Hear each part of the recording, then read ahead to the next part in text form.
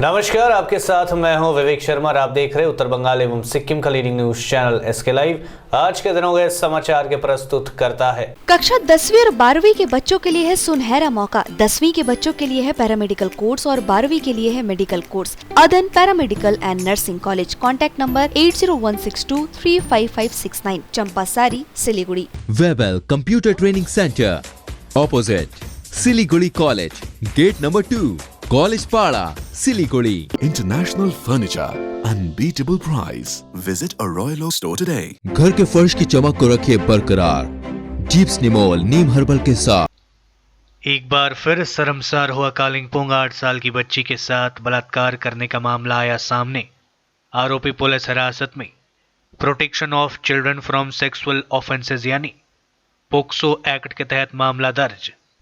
एक बार फिर शर्मसार हुआ कालिंपोंग जिला। 8 साल की बच्ची के साथ बलात्कार करने का मामला आया सामने। आरोपी पुलिस हिरासत में।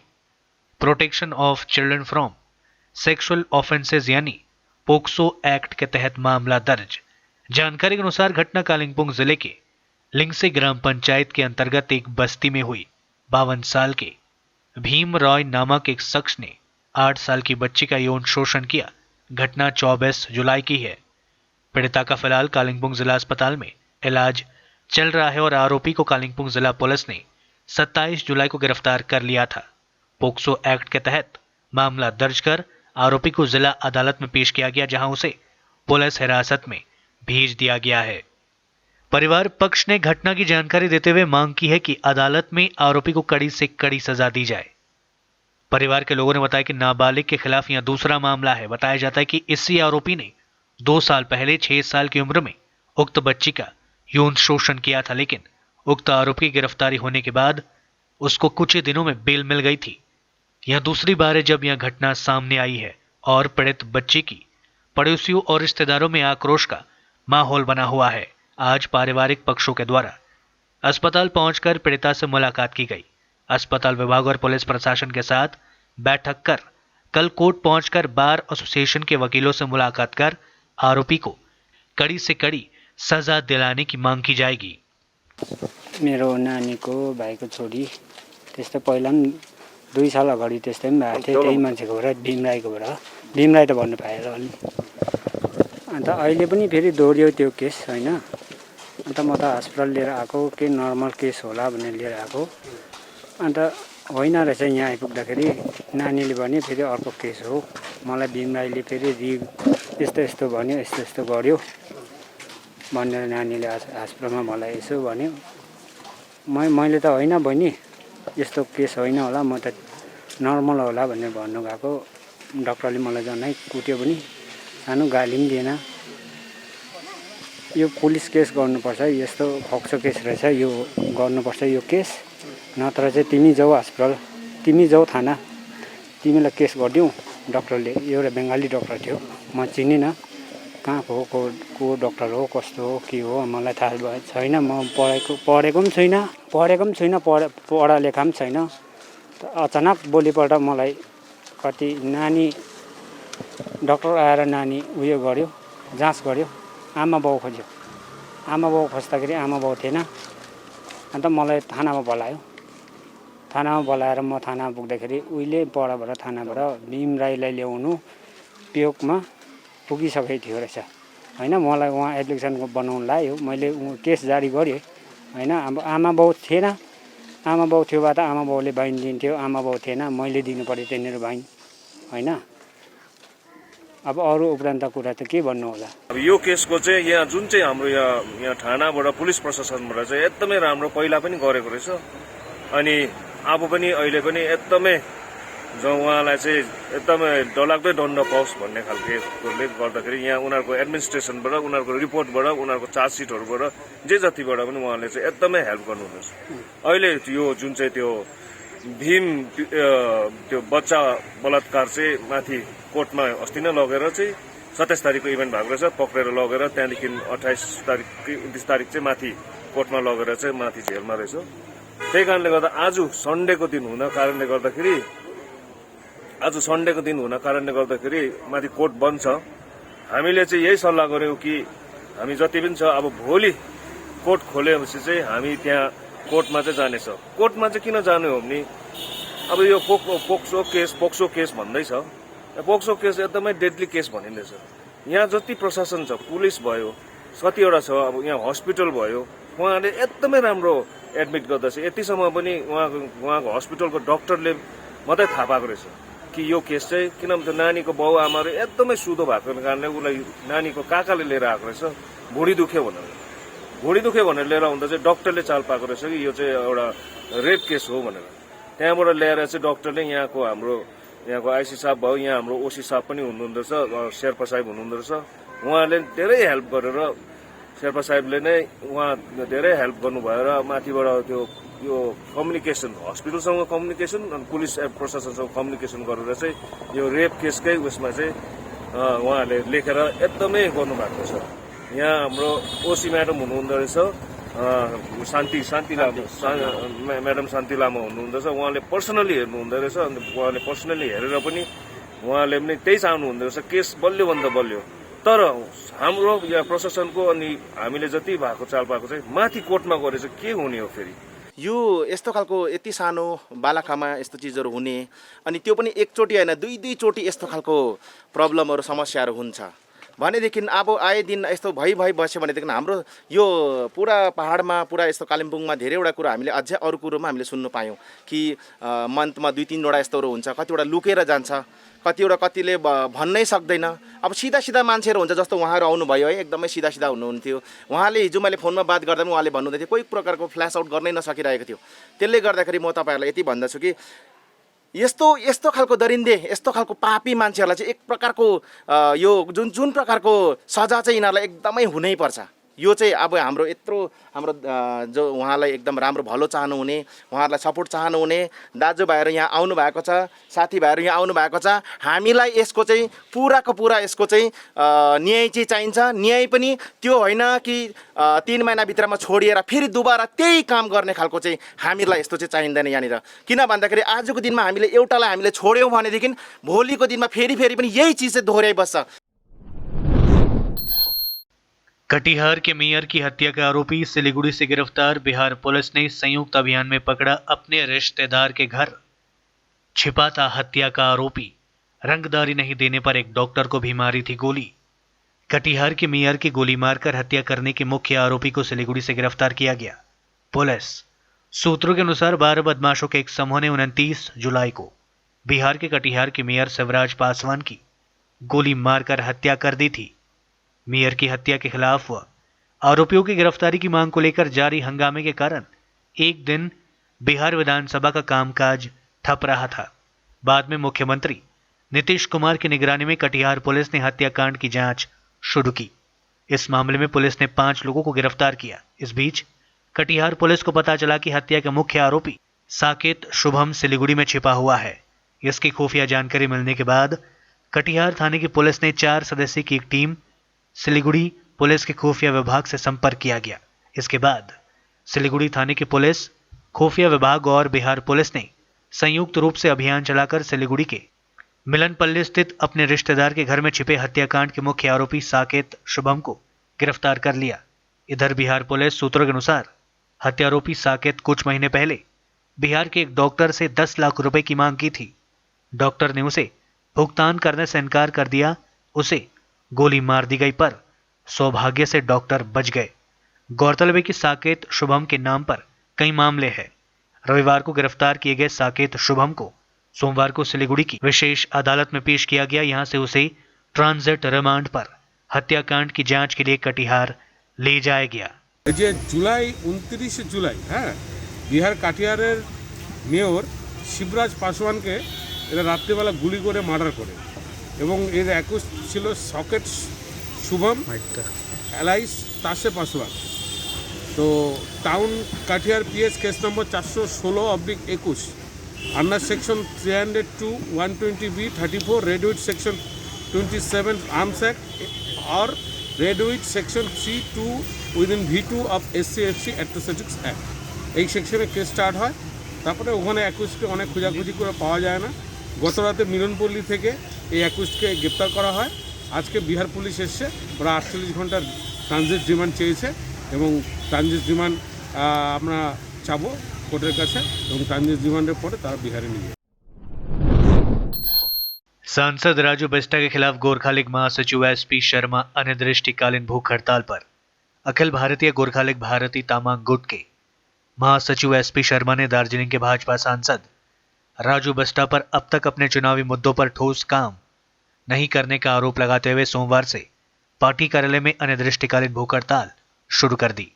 भूख हड़ताल से पहले मीडिया से मुखातिब होते हुए एसपी शर्मा ने कहा कि सांसद ने चुनाव के वक्त जनता से जो वादे किए थे, अपनी संसदीय आधे वक्त गुजर जाने के बावजूद वे अब तक इन मुद्दों को लेकर ठोस पहल करते हुए नहीं दिखाई दे रहे। उन्होंने कहा कि सांसद बताए कि वे चुनावी वादे कहां तक पूरे कर पाए, अगर नहीं कर पाए तो इसकी वजह क्या है, कब तक वे अपने वादे को पूरा कर पाएंगे। अगर वे जनता से किए गए अपने चुनावी वादे पूरा नहीं कर पाते तो उन्हें जनप्रतिनिधि बनकर रहने का कोई अधिकार नहीं है। इन सब सवालों के जवाब के लिए मैं आज से अनिर्दिष्टकालीन भूख हड़ताल शुरू कर रहा हूं।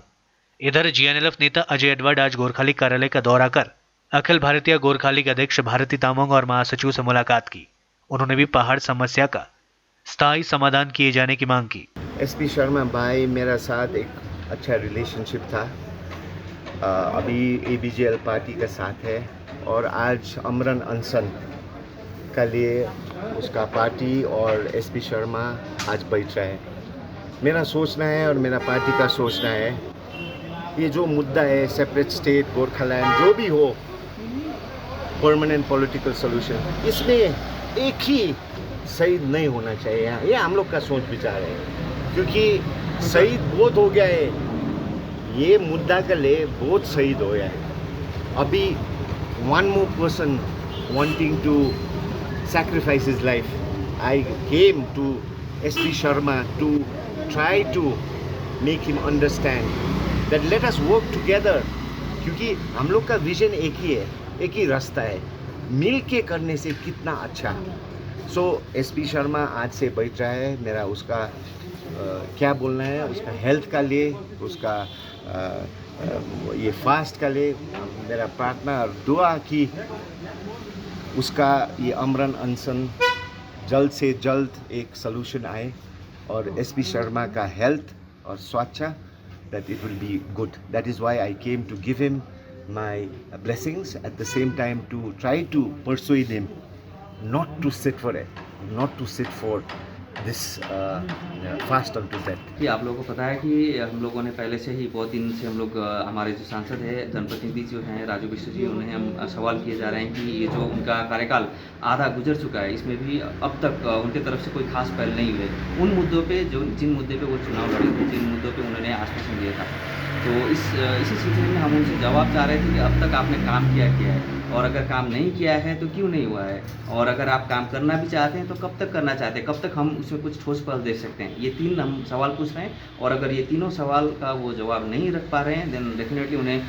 कोई हक नहीं बनता है कि वो हमारे जनप्रतिनिधि के हिसाब से रहें, तो इसलिए उन्हें राजीनामा देना चाहिए। ये हमारा 4th डिमांड है, लेकिन इन तीनों में से कोई भी विकल्प लेके वो उत्तर रख सकते हैं। जब तक हम अनशन में हैं हम चाहते हैं कि राजू बिष्ट जी अपने प्रतिनिधि हो या खुद की तरफ से इन 3 सवालों का स्पष्टीकरण दें और तीनों का अगर जवाब नहीं दे सकते तो राजीनामा देते। ये हमारा डिमांड है और आज 1 अगस्त से हम धरना में बैठने का हमारा जो 2 दिन का प्रोग्राम था, क्योंकि प्रशासनिक तौर से हमें सार्वजनिक स्तर पे ये कार्यक्रम करने नहीं दिया गया, इसलिए हम लोग ऑफिस के अंदर में कर रहे हैं। तो ऑफिस के अंदर में धरना करने का कोई मतलब नहीं होता, तो इसलिए हम लोगों ने आमरण अनशन का जो प्रोग्राम हमारा 3 तारीख का था उसको हम लोगों ने 1 तारीख से शुरू कर दिया। तो आज 1 तारीख हम लोग 11 बजे से अनशन पर बैठ रहे हैं आमरण अनशन।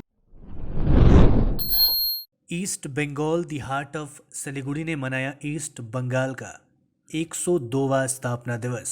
East Bengal the heart of Siliguri की ओर से ईस्ट बंगाल का 102वां स्थापना दिवस मनाया गया। आज कंचनजंगा स्टेडियम के सामने फुटबॉल प्रेमी तथा ईस्ट बंगाल के समर्थकों द्वारा ईस्ट बंगाल का स्थापना दिवस पालित किया गया। ध्वजारोहण के साथ कार्यक्रम की शुभारंभ किया गया, साथ ही केक काटकर ईस्ट बंगाल का स्थापना दिवस पालित किया गया। इसके अलावा सिलीगुड़ी के विभिन्न फुटबॉल कोचिंग क्लबों के सदस्यों को जर्सी भी सौंपी गई। इस दौरान नगर निगम के प्रशासनिक मंडली के चेयरमैन गौतम देव बंग रत्न पुरस्कार से सम्मानित table tennis coach Bharati Ghosh, Mantu Ghosh समेत east Bengal the heart of Siliguri के महासचिव अनूप बासु समेत अन्य सदस्य उपस्थित रहे थे।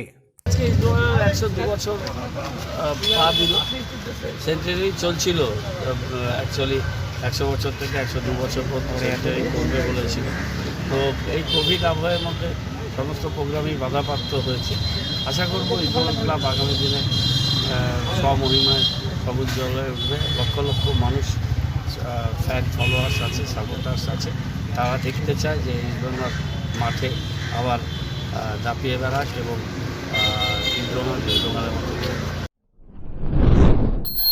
पारिवारिक अशांति के कारण राजगंज के सदरपड़ा इलाके के रहने वाले एक युवक ने की आत्महत्या। राजगंज के शिकारपुर अंचल के शिकारपुर हाट स्थित एक दुकान में आज एक युवक का झूलता हुआ शरीर देखकर पूरे इलाके में सनसनी मच गई। तत्काल पुलिस को खबर दी गई और बेलाकोबा पुलिस चौकी की पुलिस मौके पर पहुंची और बॉडी को तत्काल राजगंज ग्रामीण अस्पताल में पहुंचाया गया, लेकिन डॉक्टरों ने उसे मृत घोषित कर दिया। मृतक व्यक्ति का नाम तपास सरकार है। उसकी अनुमानित उम्र 23 वर्ष है। शिकारपुर अंचल के सदरपुर इलाके का वह रहने वाला था। पारिवारिक सूत्रों से मिली जानकारी के अनुसार पारिवारिक विवाद के कारण उसने आत्महत्या की है। शनिवार की रात राधाबाड़ी स्थित अपने बड़े भाई के घर में उसने खाना खाया था, फिर वह घर से बाहर निकल गया था। इसके बाद वह घर नहीं लौटा और आज सुबह उसका फंदे से लटकता हुआ शव बरामद किया गया। इस बीच पुलिस पूरे मामले की जांच में जुट गई है। কি হয়েছে সঠিক তো বলতে পারছি না আমি। আমি তো গ্রামবাসী, আমি সকালে খবর পেলাম, তো শুনলাম মার্কেট হাটে ফাঁসি দিয়েছে। ওর নাম ছিল তাপস সরকার। কি বিষয়ে কি হলো, কি দিয়ে মন খারাপ আমি তো জানি না। ফাঁসি দিয়েছে, এখন সেটা আমি বলতে পারছি না সঠিকটা কত হবে, 22-23 হবে অনুমানিक। लेते हैं छोटा सा ब्रेक, फिर मिलेंगे ब्रेक के बाद। कक्षा 10वीं और 12वीं के बच्चों के लिए है सुनहरा मौका। 10वीं के बच्चों के लिए है पैरामेडिकल कोर्स और 12वीं के लिए है मेडिकल कोर्स। किफायती फीस और बैंक की सुविधा के साथ विभिन्न डिग्री डिप्लोमा है उपलब्ध। सभी स्ट्रीम के बच्चों के लिए खुली है AICTE, KNC, INC, PCI द्वारा अनुमोदित भारत सरकार और राज्य संकाय बेंगलोर विश्वविद्यालय के तहत PCI नई दिल्ली ISO 9001-2008 से प्रमाणित। अदन paramedical and nursing college, contact number 8016235569, Champasari, Siliguri.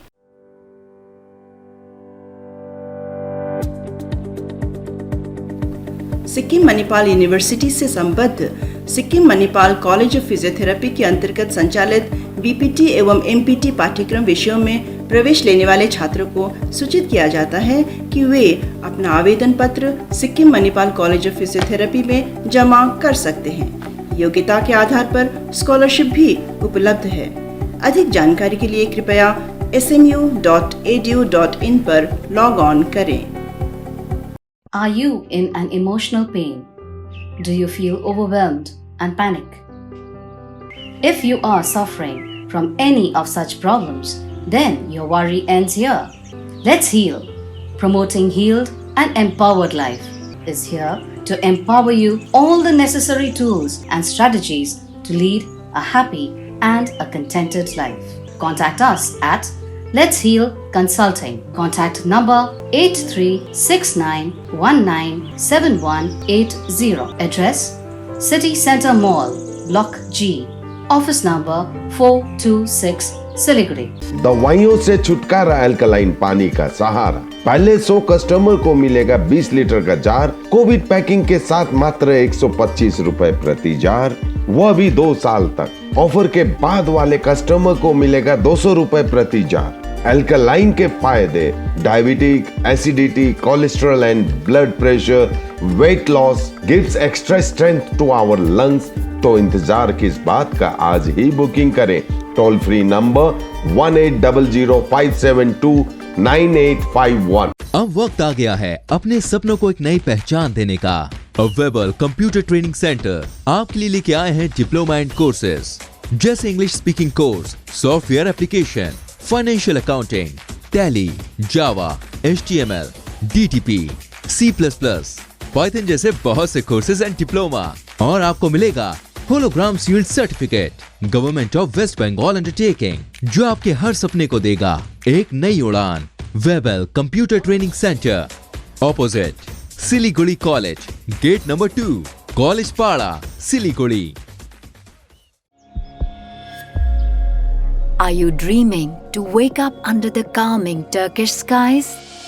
Make it a reality and bring home the Turkish collection from Royal Oak.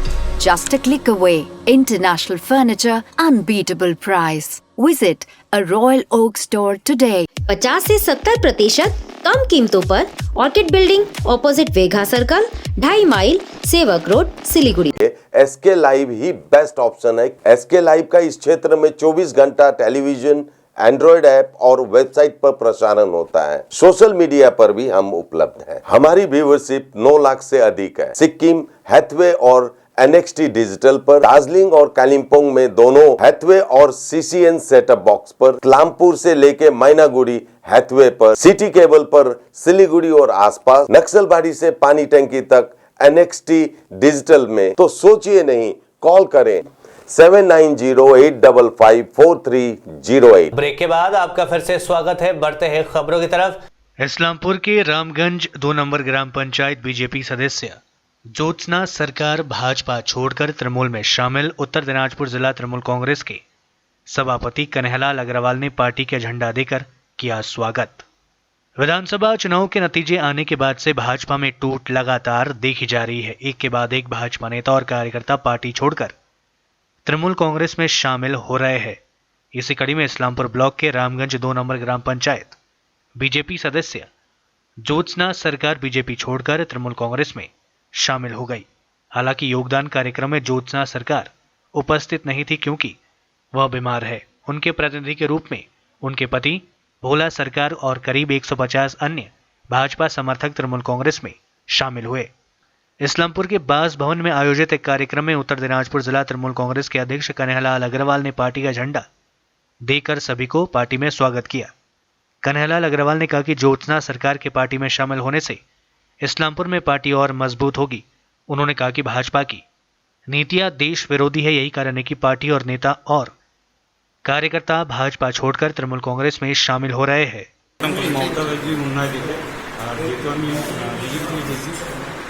জনসাধারণের কাজ করবার জন্য এই উন্নয়নের জন্য আজকে আমি বিজেপি ছেড়ে তৃণমূলে জয়েন করছি। রামগঞ্জ গ্রাম পঞ্চায়েত আমার বিশেষ পঞ্চায়েত উনি আগে এবিডিতে সই করেছেন, আমি প্রথমে সারা কাজ করি। আজকে আমি নিজে ঝান্ডা ধরে মানে একদম স্বেচ্ছা, একটু আসতে পারিনি, আমার শরীর অসুস্থ। আজকে রামগঞ্জ 2 গ্রাম পঞ্চায়েতের পঞ্চায়েত সদস্য জ্যোৎস্না সরকার, যিনি আগেই আমাদের দলে যোগদান করেছেন এফিডেভিটের মাধ্যমে, ওনার স্বামী ভোলা সরকার বিজেপির ওখানে সক্রিয় নেতৃত্ব দিচ্ছিলেন। উনি নিজের দলের ওখানকার সংসদের লোকজনকে নিয়ে তৃণমূল কংগ্রেসে যোগদান করেছেন। আমি জেলা সভাপতি হিসাবে এখানে উপস্থিত ছিলাম। ব্লক তৃণমূল কংগ্রেস সভাপতি উপস্থিত ছিলেন। রামগঞ্জ 2 অঞ্চলের অঞ্চল সভাপতি ইদ্রিস আমিন সাহেব উনিও উপস্থিত ছিলেন। রামগঞ্জ 2 পঞ্চায়েতের আরও যারা সদস্যরা আছেন তৃণমূল কংগ্রেসের, ওনারাও এখানে উপস্থিত আছেন। সবার উপস্থিতিতেই ভোলা সরকার তৃণমূল কংগ্রেসে যোগদান করেছে। এই জেলায় বিজেপির কয়েকটা পঞ্চায়েতে তৃণমূল কংগ্রেসের পঞ্চায়েতের সদস্যরা তৃণমূল কংগ্রেসে যোগদান করাতে পঞ্চায়েতগুলো তৃণমূল কংগ্রেসে রয়েছে। আগামী দিনে আরও যে কয়েকটা পঞ্চায়েত बीजेपी दखले আছে।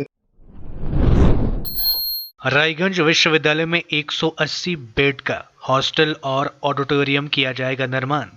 राज्य के उत्तर बंगाल विकास तथा सिंचाई विभाग की राज्य मंत्री सबीना यास्मीन ने पत्रकारों को दी जानकारी। पश्चिम बंगाल उत्तर बंग विकास तथा सिंचाई विभाग की राज्य मंत्री सबीना यास्मीन आज रायगंज विश्वविद्यालय पहुंची थी। उन्होंने आज रायगंज विश्वविद्यालय के वाइस चांसलर अनिल भोयामाली और रजिस्ट्रार दुर्लभ सरकार के साथ बैठक की थी। उन्होंने छात्र संसद को भी संबोधित किया। इस अवसर पर पत्रकारों से बात करते हुए राज्य मंत्री सबीना यास्मीन ने बताया कि रायगंज विश्वविद्यालय में 180 बेड का हॉस्टल और ऑडिटोरियम का निर्माण किया जाएगा। इसके साथ ही उन्होंने ये भी बताया कि रायगंज विश्वविद्यालय में अल्पसंख्यकों के लिए हॉस्टल और आदिवासी हॉस्टल का निर्माण किया जाएगा। इसके लिए वह मुख्यमंत्री ममता बनर्जी से अनुरोध करेंगी। ना एक्चुअली সেরকম কিছু নয়। আর রায়গঞ্জ ইউনিভার্সিটি থেকে ভাইস চ্যান্সেলর, রেজিস্ট্রার এবং সবাই আমাকে আপিল করেছিলেন যে ইউনিভার্সিটিতে একবার আসার জন্য। সৌজন্য সাক্ষাৎ ছিল, এটা কিছু নয়। সবার সঙ্গে সাক্ষাৎ হলো, আমাদের ছাত্র পরিষদেরও ছেলেরা আছে, তাদের সঙ্গেও কথা হয়েছে। নন টিচিং স্টাফ যারা রয়েছেন তাদের সঙ্গেও আমি আলাদা করে কথা বলেছি।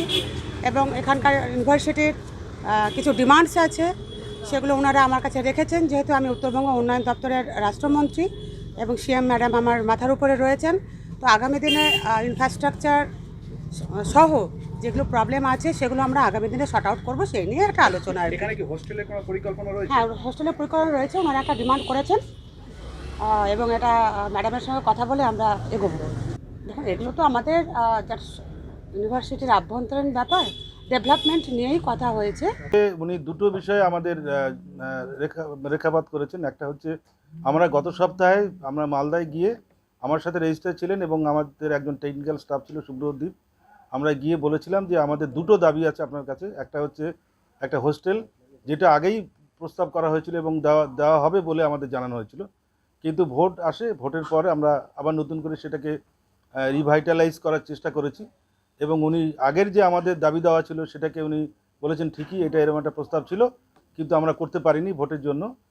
এবং এখন কোভিডের জন্য হেলথ ডিপার্টমেন্টের খরচটা বেশি করে হচ্ছে, যার ফলে এখন আর্থিক অনটন আছে। তবে শীঘ্রই আমরা ইনফ্রাস্ট্রাকচার ডেভেলপমেন্টের জন্য টাকা পাবো। যখনই টাকা পাবো তখনই আমরা রায়গঞ্জ বিশ্ববিদ্যালয়কে 180 সিটের একটা হোস্টেলের জন্য আমরা অনুমোদন দেব। আর এটা যখন এগোতে থাকবে তারপরে আমরা একটা অডিটোরিয়াম, যেটা আপনারা চেয়েছেন, সেই অডিটোরিয়ামের জন্য আমরা অর্থ বরাদ্দ করব। এবং উনি এগ্রি করলেন, জানালেন এবং আরও দুটো সাজেশন দিলেন উনি। একটা হচ্ছে মাইনরিটি হোস্টেলের জন্য আমাদের অ্যাপ্লাই করতে বললেন, আর একটা হচ্ছে SC/STদের জন্য একটা হোস্টেলের জন্য আবেদন করতে বললেন। क्रामकपा पार्टी की महत्वपूर्ण संगठनात्मक बैठक आयोजित, राजनीतिक स्थिति और संगठनात्मक स्थिति पर चर्चा। आज क्रामकपा पार्टी की महत्वपूर्ण संगठनात्मक बैठक RP पाखरिन की अध्यक्षता में पार्टी के केंद्रीय कार्यालय में संपन्न की गई थी। बैठक में वक्ताओं ने वर्तमान राजनीतिक स्थिति और संगठनात्मक स्थिति पर चर्चा किया। पहाड़ियों में चल रहे राजनीतिक उठक पटक के बीच क्रामकपा गोरखालैंड मुद्दे को आगे बढ़ाने के लिए कूटनीतिक प्रयास लगातार रूप से किए जाने की बात कही। इस बीच वक्ताओं ने भाजपा सरकार को अपने संकल्प पत्र की प्रतिबद्धता को पूरा करने के लिए राजनीतिक इच्छा शक्ति दिखाने पर जोर देने की बात कही और कहा कि हमें पार्टी नेतृत्व, कार्यकर्ताओं और समर्थकों के विश्वास और एकता को बनाए रखते हुए काम करना होगा और आगे बढ़ना होगा। आज की सभा में विभिन्न आंचलिक सक्रिय कार्यकर्ताओं की उपस्थित रही थी। वहीं वक्ताओं में पार्टी केंद्रीय नेता कैलाश खवाश, नौर बुलामा, गोविंद छेत्री, अरुण घतानी रहते, वहीं प्रमुख वक्ता के रूप में पार्टी के अध्यक्ष RB राय मौजूद रहे थे। 700 ग्राम ब्राउन शुगर के साथ 2 तस्कर गिरफ्तार। पुलिस ने लाखों रुपयों के ब्राउन शुगर के साथ 2 तस्करों को गिरफ्तार किया है। इंग्लिश बाजार थाने के सुल्तानी मोड़ इलाके में ब्राउन शुगर के साथ 2 लोगों को गिरफ्तार किया गया। उनके पास से करीब 700 ग्राम ब्राउन शुगर बरामद किया गया, जिसका बाजार मूल्य करीब 14 लाख रुपए बताए जा रहे हैं। पुलिस ने रविवार को दोनों तस्करों को मालदा जिला अदालत में पेश किया। जानकारी के अनुसार इंग्लिश बाजार पुलिस की टीम ने गुप्त सूचना मिलने के बाद सुल्तानी मोड़ इलाके में छापेमारी की थी। पुलिस ने 2 लोगों को वहां संदिग्ध अवस्था में घूमते देख उनकी तलाशी ली। तलाशी के दौरान उनके पास से ब्राउन शुगर के 2 पैकेट बरामद किया गया। पुलिस सूत्रों के अनुसार तस्करों के नाम श्रीरामपुर के बारी कालियाचक थाना क्षेत्र निवासी नबीउल शेख और कालियाचक थाने के जलवा बडल का रहने वाला फितून शेख है। तृणमूल अल्पसंख्यक प्रकोष्ठ के सदस्यों ने नवनिर्वाचित विधायकों पर लगाया असहयोग का आरोप। तृणमूल अल्पसंख्यक प्रकोष्ठ के सदस्यों ने तृणमूल के नवनिर्वाचित विधायकों के खिलाफ असहयोग का आरोप लगाया है। जिला तृणमूल अल्पसंख्यक प्रकोष्ठ द्वारा आयोजित बैठक के दौरान संगठन के पदाधिकारियों ने यह गंभीर आरोप लगाया। जिला तृणमूल अल्पसंख्यक प्रकोष्ठ के अध्यक्ष मुशर्रफ हुसैन ने संवाददाता सम्मेलन में कहा कि विधानसभा चुनाव के बाद से उन्हें कोई महत्व नहीं मिल रहा है। जलपाईगुड़ी जिले में नवनिर्वाचित विधायक अल्पसंख्यक समुदाय के लोगों से संवाद नहीं कर रहे हैं। उन्होंने कहा कि उन्होंने तृणमूल के उम्मीदवारों को जिताने के लिए कड़ी मेहनत की है, लेकिन जीत के बाद उन विधायकों की आज तक उनसे कोई चर्चा नहीं हुई है। जिला तृणमूल अल्पसंख्यक प्रकोष्ठ के अधिकारियों ने जलपाईगुड़ी में अल्पसंख्यक छात्रों की उच्च शिक्षा के लिए कम्युनिटी हॉल के निर्माण की मांग की। दूसरी ओर इस मामले को लेकर जलपाईगुड़ी सदर विधानसभा क्षेत्र के विधायक डॉक्टर प्रदीप कुमार वर्मा ने बताया कि विधायक चुने जाने के बाद से करीब 2 महीने से वे कोरोना से पीड़ित थे, इस कारण उनका किसी से संपर्क नहीं हो सका। विधानसभा चुनाव में जीत दिलाने के लिए जिला अल्पसंख्यक प्रकोष्ठ को बहुत बहुत धन्यवाद। 2021 বিধানসভা নির্বাচন হয়ে গেল, তার ফলাফল হয়ে গেল। আমরা জলপাইগুড়ি মাইনরিটি সেলের পক্ষ থেকে জেলা কমিটি কোনো মিটিং করা হয়নি, তার জন্য ওই মিটিংটা করা আমরা জরুরি মনে করছিলাম। এটা হচ্ছে 2 নম্বর হচ্ছে মাইনরিটিরা এইবারকার অর্থাৎ 2021 নির্বাচনে যেভাবে পরিশ্রমটা দিয়েছি, নির্বাচন শুরু থেকে শেষ পর্যন্ত এখন পর্যন্ত মাইনরিটিরা কোনো রকম প্রার্থীদের কাছ থেকে সহযোগিতা পায়নি, একমাত্র জেলা সভাপতি ছাড়া। এটা আমাদের দাবি। কি সহযোগিতা? সহযোগিতা যেমন নির্বাচনে আমরা কাজকর্ম করছি, পরবর্তী কিছু কথাবার্তা তো হবে। আমরা একটা মাইনরিটি কোনো সুযোগ পাচ্ছি না, মাইনরিটি কথা বলার কোনো সুযোগ পাচ্ছি না। যা বলে জেলা সভাপতির সঙ্গে বলি, যারা নির্বাচিত করলো, যাদেরকে নির্বাচিত করলো মাইনরিটি বিষয়ে, তাদের কাছে গুরুত্ব পাবো না কেন? এটাই আমাদের আলোচ্য বিষয়। গুরুত্ব না পেলে সে কথাই আসবে। আর দ্বিতীয়, এবারকার যে পরীক্ষার ফল বের হলো, অনেক মাইনরিটি ছেলে মেয়ে পরীক্ষা ভালো ফল করেছে, উচ্চ শিক্ষার সুযোগ পাচ্ছে না, কারণ জলপাইগুড়িতে মাইনরিটিরা থাকার কোনো জায়গা পাচ্ছে না। সেই পরিপ্রেক্ষিতে আমরা মাইনরিটিদের ছাত্রছাত্রীদের রাখার জন্য একটা কমিউনিটি হল চাইছি। না না, পাশে নেই এর ব্যাপারটা ঠিক নয়, অন্তত আমার ক্ষেত্রে ব্যাপারটা সেরকম নয়। আসলে ইলেকশনের পর প্রায় মাস 2 কাল আমি অসুস্থ ছিলাম করোনাতে, এবং এই মহামারীর যে সমস্ত শারীরিক অসুবিধা, সেগুলোর ভেতর দিয়ে আমাকে যেতে হয়েছে। এই সময়টায় আমি আমার বিধায়ক হিসেবে কাজ করতে সত্যিকারেরই সমর্থ ছিলাম না। এর জন্য আমি ক্ষমা প্রার্থী এবং দুঃখ প্রকাশ করছি। অবশ্যই ধীরে ধীরে আমি যেমন ক্রমশ শারীরিক দিক থেকে ঠিক হয়ে উঠব, আমার বিধায়ক হিসেবে যে সমস্ত কাজকর্ম কিংবা দায়িত্ব রয়েছে সেগুলো পালনে আমি ব্রতী হব। आज के लिए बस इतना ही, और विस्तृत खबरों के लिए देखते रहिए SK लाइव। आपका समय आपकी खबर। धन्यवाद।